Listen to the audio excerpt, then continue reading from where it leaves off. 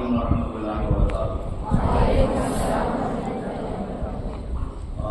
હું તમને કંઈ બહુ મોટું ભાષણ આપવા નથી આવ્યો, જસ્ટ તમારી સાથે થોડી ઘણી વાર્તાઓ કરવા આવ્યો છું અને કંઈક કહેવા માટે આપણી તમને કામ અલ્હમ્દુલિલ્લાહ આપણે બધા મુસલમાન છે અને અમારો શુક્ર છે કે આપણા દુનિયામાં અલ્લાહે આપણને એક મકસદ સાથે મોકલ્યા છે। ખ્યાલ છે તમને બધાને કે આપણને કયા મકસદ સાથે આ દુનિયામાં મોકલવામાં આવે છે?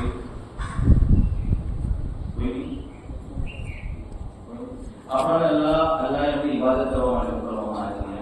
તો એમાં ઇબાદતમાં ઘણી બધી ઇબાદત છે, પણ એમાં મેન 3 ઇબાદતનું ચિત્ર કરીશ કે નમાઝ છે, રોજા છે અને કુરાનની તિલાવત છે। હવે નમાઝ પઢવાથી તમને આખિરતનો ફાયદો મળશે, પણ સાથે સાથે દુનિયામાં શું ફાયદો મળશે એમાં હું 2 બેનિફિટ તમને કહીશ કે જે માણસ 5 ટાઈમની નમાઝ ટાઈમસર કરતો હોય તો એનામાં એક ડિસિપ્લિન અને ટાઈમ મેનેજમેન્ટ આવે છે, અને જે માણસને દુનિયામાં સક્સેસફુલ હોય એ માણસ માટે ટાઈમ મેનેજમેન્ટ અને ડિસિપ્લિન બહુ જરૂરી છે। એટલે જો જે માણસ 5 ટાઈમ નમાઝ પઢતો હશે એના માટે ટાઈમ મેનેજમેન્ટ અને ડિસિપ્લિન પોતાની જિંદગીમાં આસાનીથી આવી જશે। બીજું છે કુરાનની તિલાવત। જે રૂટીનમાં કુરાનની તિલાવત કરતો હશે જે માણસ, એને રીડિંગની હેબિટ પડશે, અને રીડિંગની હેબિટ સક્સેસ થવા માટે અને જિંદગીમાં આગળ વધવા માટે ઘણી જરૂરી છે। જે માણસ વાંચીને કહેવામાં આવે છે કે વાંચીને પંડિત થઈ જાય, તેમ જો તમે પંડિત મીન્સ કે એક્સપર્ટ થઈ જાઓ, જેટલું તમે રીડિંગની હેબિટ હશે એટલું તમારું નોલેજમાં વધારો થશે, અને નોલેજ એ પાવર છે। ત્રીજી વસ્તુ છે રોજો। રોજા રાખવાથી સૌથી પહેલા તમને તમારી જિસ્માની જેવી બીમારીઓ છે એના બી બેનિફિટ મળશે, એ બી દૂર થશે, અને એનાથી મોટું સબર આવશે। અત્યારે લોકોમાં બેસબરી બહુ જોવા મળે છે, અને સબર બી દુનિયામાં કામયાબ થવા માટે ઘણું મોટું એક તત્વ છે। હવે આ તો થઈ ગયા આખિરતના ગોલની વાત। એનાથી હું તમને કહું કે જિંદગીમાં કંઈ બનવા માટે તમારામાંથી કોઈ ગોલ નક્કી કર્યો છે? કોઈ છે જેને નક્કી કર્યું હોય કે મારે સીએ બનવું છે, ડોક્ટર બનવું છે, શિક્ષક બનવું છે? એનીવન?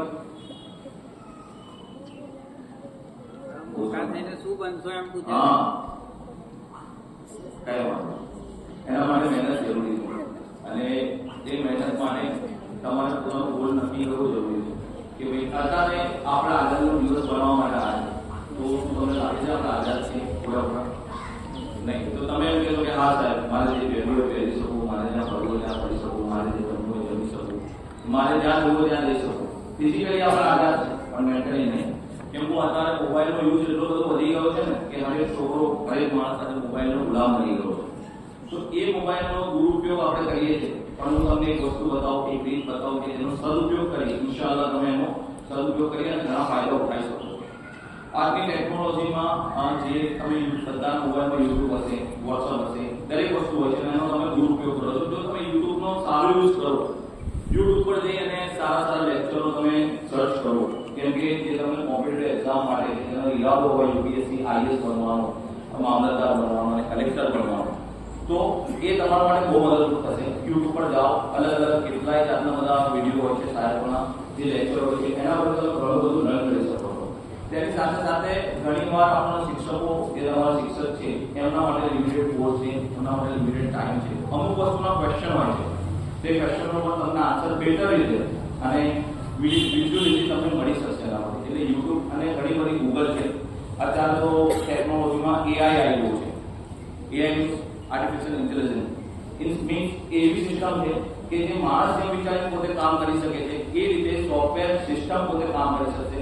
એનાનું તમારા માટે યુઝલેસ જે વસ્તુ છે યુઝફુલ, એ ચેટ જીપીટી છે, ગૂગલનું એઆઈ છે, એના પર જઈ જે 10મા 12મા છોકરાઓ છે કે જેમને 10મા છેલ્લા 5 વર્ષ, 7 વર્ષ, 8 વર્ષના કે 10 વર્ષના જે પેપર સ્ટાઇલ જોઈતા હોય કે પેપરની રીત જોઈતી હોય, તમે એને આસ્ક કરો કે મારે UG the last 10 year papers, કે મને છેલ્લા 10 વર્ષના પેપર આપો, તે તમને અલગ સ્કોર્સ આપી દેશે, અને એનાથી બી તમને સ્ટડીમાં ઘણી મદદ થશે। હવે બીજું મોટી વસ્તુ કે ભાઈ આજે કોઈને કોઈના બી મા બાપને, કોઈ છોકરાને પૂછવામાં આવે કે તારે શિક્ષણ લઈને શું કરવાનું છે, તો એક જ વસ્તુ હોય કે ભાઈ મારે નોકરી કરવાની છે, સરકારી નોકરી। હવે દરેક માણસને સરકારી નોકરી મળે એ મુમકિન નથી। તો એના માટે હવે આપણે એક સોલ બીજી ડેવલપ કરવાની છે કે ચલો સરકારી નોકરી તો મળે, પણ સરકારી નોકરી કઈ એપ્લાય કરવાની? જે આઈએએસ હોય, જે આઈપીએસ હોય, જે યુપીએસસી હોય, નાની લોકો માટે આપણે અપ્લાય નથી કરવાનું।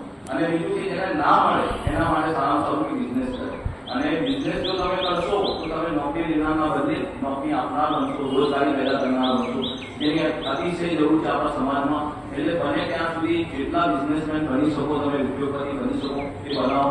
નોર્મલી આપણે મુસલમાનોની એક છાપ છે બહાર કે ભાઈ મુસલમાન એટલે રિક્ષા ચાલક, સાયકલ રિપેરિંગ, બાઇક રિપેરિંગ અને મોબાઈલ રિપેરિંગ. તો ઇન્શાઅલ્લાહ આપણે એવું કામ કરશું, આપણે બધા ભેગા થઈને કે જે મુસલમાન રિક્ષા ચાલક છે, રિક્ષા બનાવનારો, જે મુસલમાન સાયકલ રિપેરિંગ કરનારો છે, સાયકલ બનાવનારો, મોબાઈલ બનાવનારો અને બાઇક બનાવનારો બની જાય, એમ આપણે ઉદ્યોગની દ્રષ્ટિએ આગળ વધશું. એક નાની વાર્તા કહી અને હું મારી સ્પીચને એમ લાવું કે એક ખેડૂત હતો, એના ગામમાં બહુ પવન આવ્યો, બહુ અતિશય પવન અને હવામાનનું બધું જેના કારણે બધા ઝાડ ઘર બધું પડી ગયું. તેને એમ કહ્યું કે મારું તો નાનું ખેતર છે અને મારા નાના ખેતરમાં નાના છોડવા છે, તો એને તો શું હાલત થઈ હશે.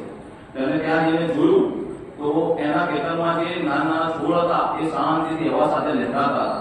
તેને જોઈને એક માણસે કીધું કે જો અકળ ગયા તો ઉખડ ગયા, और जो नम गया तो सफल हो गया. तो अल्लाह आपका बधाने तकलीफ बचावे અને अल्लाह एक मुसलमानों का पैरवा बना. अस्सलाम वालेकुम व रहमतुल्लाहि व बरकातहू.